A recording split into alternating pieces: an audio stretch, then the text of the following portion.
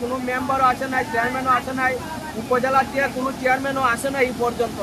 আমাদের বাড়ি বেঞ্চে আমাদের বাড়ির কাছে চলে আসছে পানি, বাড়িও ডুবে যাচ্ছে। কোনো আশ্রয় কেন্দ্র আমাদের কোনো নেওয়ার কোনো চেষ্টায় কেউ নাই। আমরা এখন বড় বিপজ্জনক অবস্থায় আছি, ছেলে মেয়ে নিয়ে, বউ বাচ্চা নিয়ে, কোনো যাওয়ার কোনো জায়গা নাই। 50 বছরের রেকর্ডে এরকম কোনো সময় হয় নাই। আর এই খোয়াই নদীর ভাঙ্গা দেখে মনে হইতেছে প্রতি মিনিটে মিনিটে 71 জায়গা ভাঙতেছে।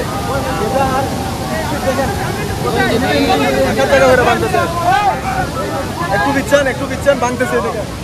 আর খোয়াই নদীর যে ভয়াবহভাবে স্পিডটা আমরা স্রোতটা দেখতেছি, মনে হচ্ছে না এটা যদি আল্লাহ রক্ষা না করুন, বৃষ্টি যদি না কমে, তাহলে এই ভাঙ্গা কি পানির স্পিড কিভাবে কমবো?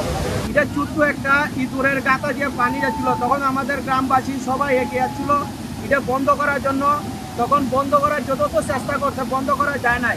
তখন উপজেলার চেয়ারম্যান তখন সবাই নির্বাচনে আগে ছিল, সবাই আসছে যে আশ্বাস দিচ্ছে এটা বন্ধ করবে। যখন নির্বাচন চলে গেছে তখন কেউই নাই, কোনো প্রতিনিধি নাই যে আসে বন্ধ করবে।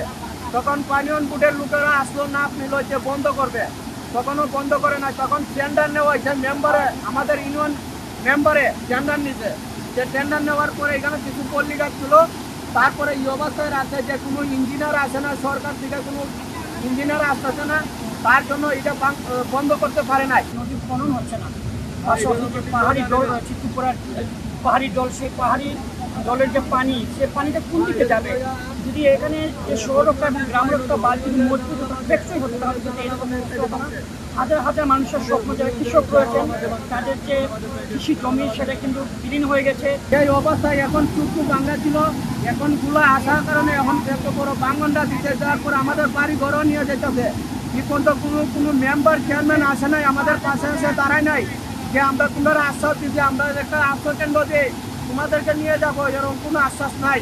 আমরা বড় বিপজ্জনক আছি এখন। এগুলো